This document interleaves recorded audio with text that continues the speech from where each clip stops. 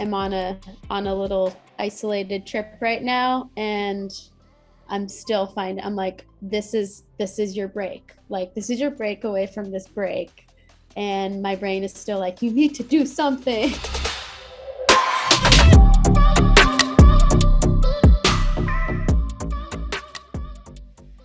Hi, I'm Zoya, and I'm joined by Lynn Gunn from Paris for an amazing conversation series. Hi. So Lynn, I imagine things have been pretty busy for you these last few months. How have you been? I've been good. Things have definitely been busy. Um, we did a US tour, which feels insane to say. And thankfully everything went smoothly, and it went great. So that was a lot. And then as soon as tour ended, I went and hopped straight back into the studio. Been working on that a little bit, helping some family stuff out, and now I'm taking a little time to process and decompress a bit, and get re-inspired, and hopefully get back into the studio in the next few months. Yeah, well, it's when you mentioned the studio, because I've got to ask, how's the new music going? I imagine things have kind of changed up a bit since the last record. Yeah, I mean, not much has really changed, to be honest, other than like the state of the world. But yeah, no, it feels good. I forgot that we put My Way and Monster out. Well, I know we put Monster out, but it's been like a whirlwind around the My Way release, just personal stuff. And yeah, I'm like, oh yeah, it's out. Have you found the reception to both of those tracks? Like, are you pleased with what the fans think of it? To be honest, I don't look at this point. I don't know. I like to look at the outward facing numbers and trust my team in providing the right feedback. And yeah, I haven't really looked, but yeah. You mentioned obviously like going back to the stage and whatever else. Given the pandemic as well, when you're writing new music, have you kind of thought about things, translating into a live setting, even if people can't attend and stuff like that? Yeah, I mean, I feel like when I'm writing and when I'm tracking in the studio, naturally it's what I would go to off of instinct, which is, I think, the most like live feeling thing you can get. So it kind of just naturally translates over into the live show a lot, and that energy. So yeah, it's never been like a conscious thing as far as like what happens in the studio and how it gets translated over into a live show. It kind of just happens. And yeah, yeah. I definitely think like vocally a little bit that'll happen. I'll be like, okay, this would be a cool moment for a callback, or this is like a good crowd moment. But other than that, yeah, I try not to let it dictate the writing too much or producing too much, just because I feel like, yeah, you do want it to carry across not all borders, but all like platforms, whether it's on stage or on, whether you're listening on Spotify or Apple Music, whatever. Yeah, and are you kind of looking forward to playing the new singles live, or if you have already, how's that been? Yeah. So we played Monster live. We actually opened the set with that, and then we started playing My Way on the same tour. We did it like as a part of our encore, and yeah, it was fun. We like, we're a little bit nervous about it, just because obviously it's always a little bit nerve-wracking to play a new song, especially when no one's heard it too. But it also kind of alleviated a little bit of pressure too, and it was a good way to kind of gauge how they would respond to it once it actually got released. And I do know that from like when we were touring and playing My Way, that there's definitely a positive reaction. So I'm like hoping it translated over into the actual recording. Yeah, I mean, I absolutely love both of those tracks. And when they both came out, I felt like, is this the quote unquote new era? Do you kind of feel like you've moved on from Use Me now? I guess so. Yeah, I think, I don't know. I've been trying to think less in terms of eras and just literally what's happening in the moment. And there's a lot, I feel like in the last few years, there's been a lot of pressure on artists and bands to have like a defined era. And there's so many in between moments that are also so crucial that I feel like sometimes don't get to be seen, or don't like make it onto an album or the next era. And so it felt really like freeing to be able to put Monster and My Way Out without the confines of like having a full-on theme. So yeah, I don't know if that really answered your question, but No, it definitely did. And what I really enjoyed about the last record is you kind of explored your own personal trials and tribulations and kind of your individuality. And I feel that thematically translated as well. Can you kind of speak about the meaning behind both of the new singles? yeah, I mean, Monster's pretty personal. Definitely about like, I don't know. It's interesting when you're in the public eye, to whatever extent that is. I feel like obviously we're a small little niche part of that. And I don't know, you definitely, it's easy to let people's opinions or like word vomit just affect you, and it's easy to internalize that kind of stuff, even if it's something that's untrue. So it's kind of about that, about like, it's like a self-talk to yourself of being like, how could you let somebody make you feel this way about yourself? Like, you know your truth, you know who you are at the end of the day. Yeah, like how could you believe that, in a way? And My Way is kind of like, I don't think they weren't intentionally the mirror of each other, but My Way is more of like the empowered side, and just like having fun with it. And yeah, I don't know, My Way's feels like very empowered and very lighthearted and very fun, and it's like brushing whatever monster is off of you. Yeah, I find what's really interesting about kind of like the angles of both of those, it's interesting if you consider like your relationship with social media, because you talk about, obviously you might not necessarily check out the reaction of fans of Yeah. tracks and stuff. Have you found like social media a hindrance, or kind of like, do you enjoy it sometimes? Like, what's your relationship with it now? It's always kind of been a back and forth for me, to be honest. I feel like anybody who's like closely watched PVRIS can see that like I'll have periods where I'm really active on it, and periods where I'm really not active on it, and I kind of disappear. And I think just in the last year, due to the pandemic, and like there's nowhere else for people to be looking. I don't know, the internet really just became stressful, and I don't know, I don't want this to be a definitive statement, but I'm definitely stepping away from it for a second, at least in this time, to kind of like see what I feel and see what I have to say, because I feel like there's a lot of pressure around artists. There's I don't know, and it's interesting because I'm like, obviously my press person's on the Zoom with us. She's like, content, promote. But yeah, no, it's where was I going with that? Yeah, there's like a lot of pressure around artists, or I think just anybody in entertainment at this point, to be providing content to the point where you can't, like, quality gets lost and intention can get lost a lot of the time. And like, I don't know, I found myself every day being like, what am I supposed to post? Like, I have nothing to say. There's nothing, like, there is so much happening around me, but I haven't had time to sit with myself and see how I feel about it and how that impacts me, how that impacts others. And like, yeah, I just want to, like, what I'm doing, to have intention and integrity behind it, whatever it is, whether it's artwork or whether it's just word vomit about something, I don't know. So yeah, not a definitive statement that I'm like done with social media at all, but I'm definitely pumping the brakes on it a lot at this time.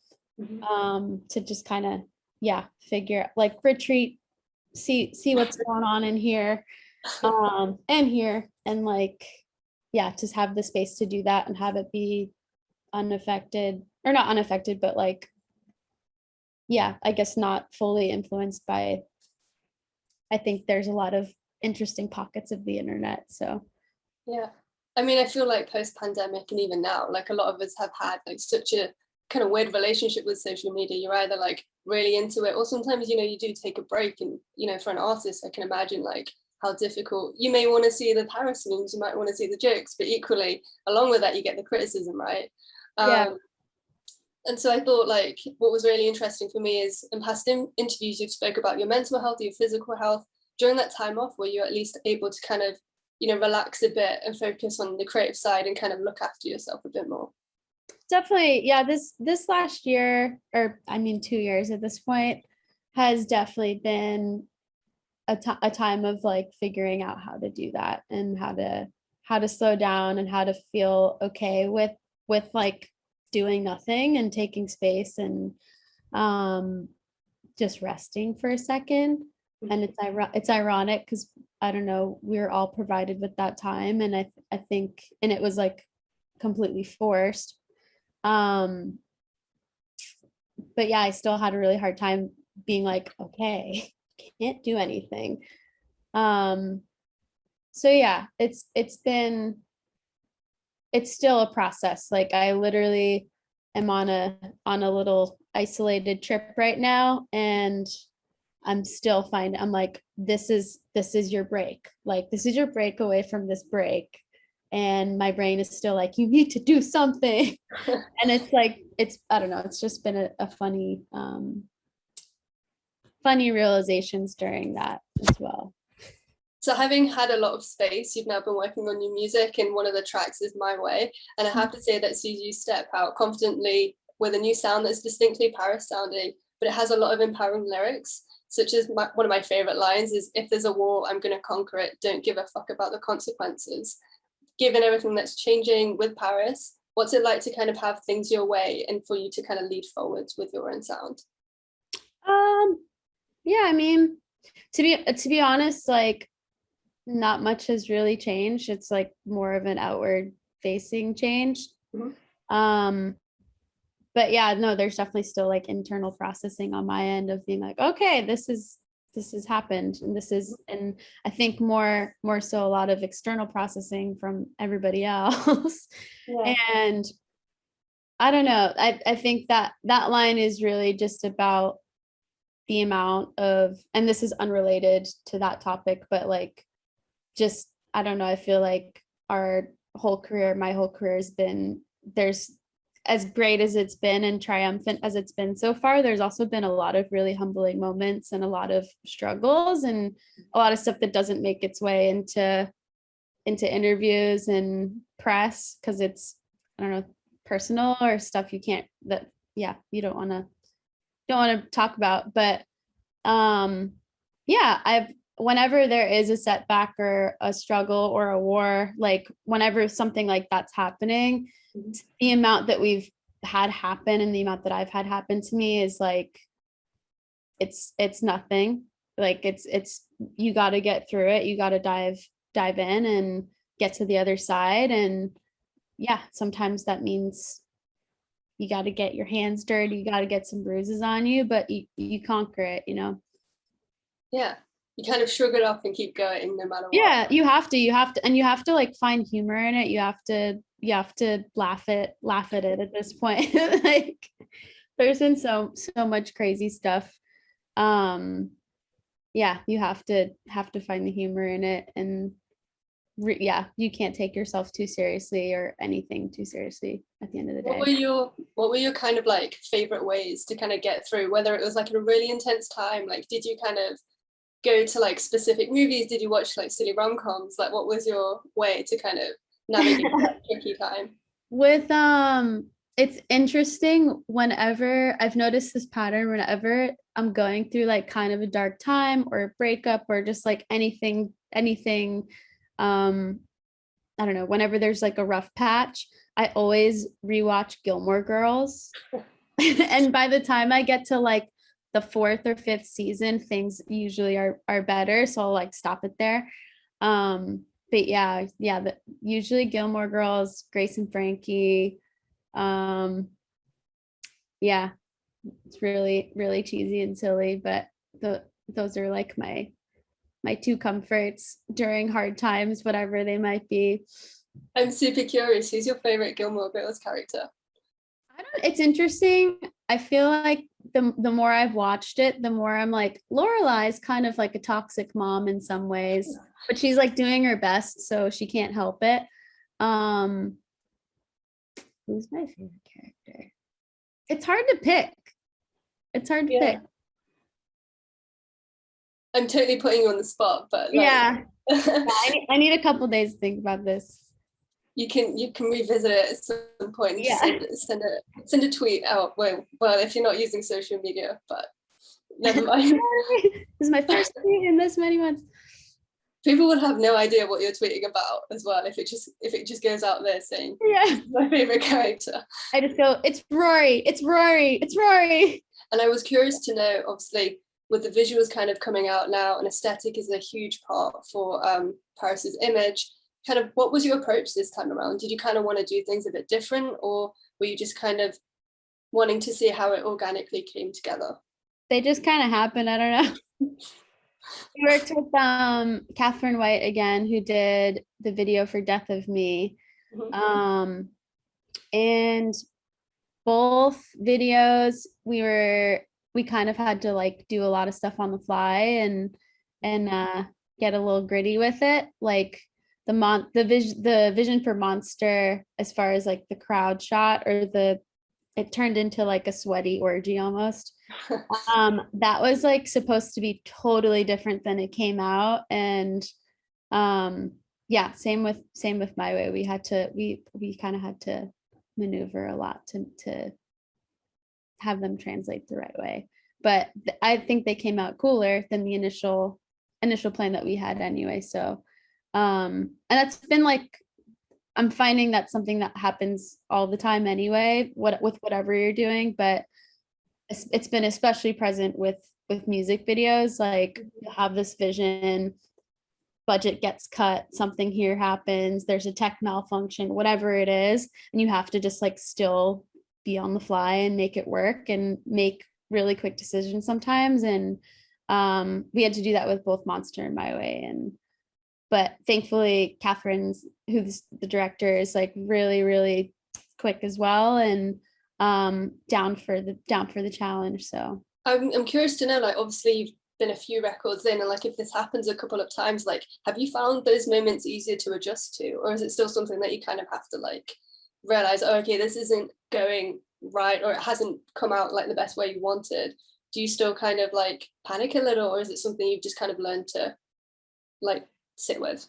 Yeah, I think a combination of the two. There's like an initial like, oh shit, and then you have to like collect yourself and accept it. I think in the past, like, I feel like in earlier, some of the earlier videos, some of them went super smooth and some of them had these kind of instances where it was like, got to think on the fly, what do we do? But yeah, I think at this point it's happened so much that it's just like, you have that moment of like, okay, we got to figure this out, and then you got to figure it out at the end of the day. Yeah, well, I think it's interesting talking about visuals, because there's something that I want to pick up on, and I would say you've said this and I had a different opinion about it, but I'm intrigued to see your response. Obviously, we've talked about a bit of change, your visual image, and you said that during your white noise days you regretted your style and both your look, like the makeup and the hair and everything. I'm curious to know why. Back in the day, I thought it was pretty iconic. I don't know. Maybe it's just seeing the times, Mm-hmm. or just seeing that time juxtaposed to now. I don't know. I'm just hard on myself, I think, at the end of the day. But yeah, no, I think it's mostly that, and mostly just seeing it compared to what's in now, or like what I would be interested in doing with my hair now, what I'd be interested in wearing now. I think I also see it, and this would be my first time ever like admitting this or talking about it in an interview, but like, I think when we first started touring, it was right when I came out, and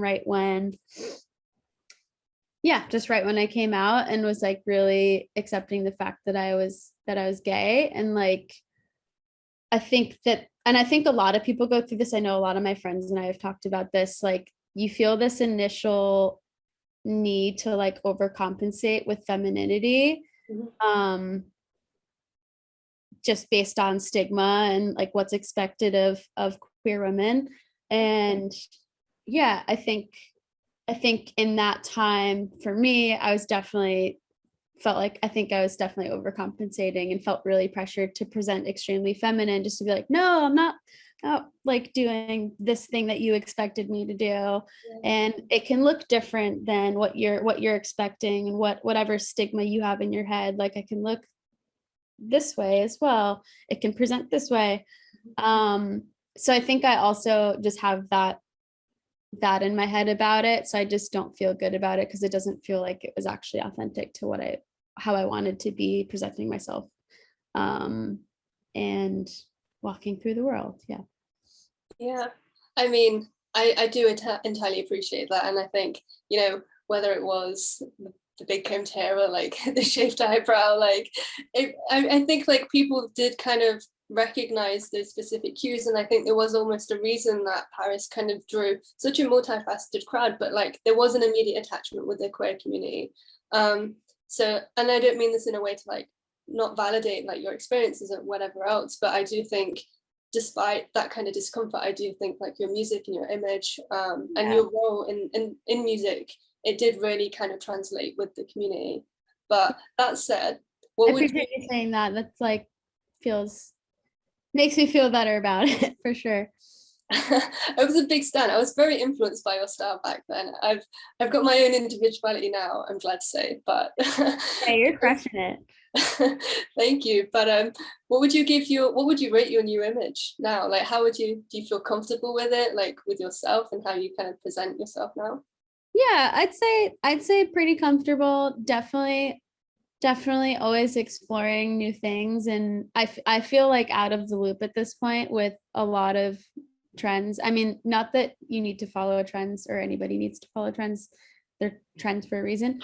But yeah, I'm in a fun exploratory period, and I feel pretty good about it. I'm having fun with it. I've been loving the press images with the like the all white. It's a nice change from like the all Yeah. black days. Kind of Backstreet Boys moment. It was cool. I think there was one shot with you with glasses as well. It felt very Harry Styles. You know, I love him. I mean, who doesn't? But also, speaking of like image and aesthetic and kind of imagery, I'm super curious to know like what pieces of kind of like pop culture, music, or literature have you been consuming that's kind of inspired your new kind of creative outlook towards what we presume will be a new record? Yeah, it's interesting. This is the first time in a long time that I'm like kind of looking around, and I don't know. And that's also really exciting. So yeah, I'm trying to get out and explore a bunch, get my hands dirty, look at stuff, read some books, watch some new movies, um, not watch reruns of Gilmore Girls. Uh, so yeah, no, I can't really give that away right now, but it's in the process of like latching onto some things that I really appreciate and I think are very inspiring. But I mean, I guess one artist right now that I love is Caroline Polachek. I think she's epic. Yes. Little Sims. Um, I don't know how you say his name. I don't know if it's French, but it's like Itumar.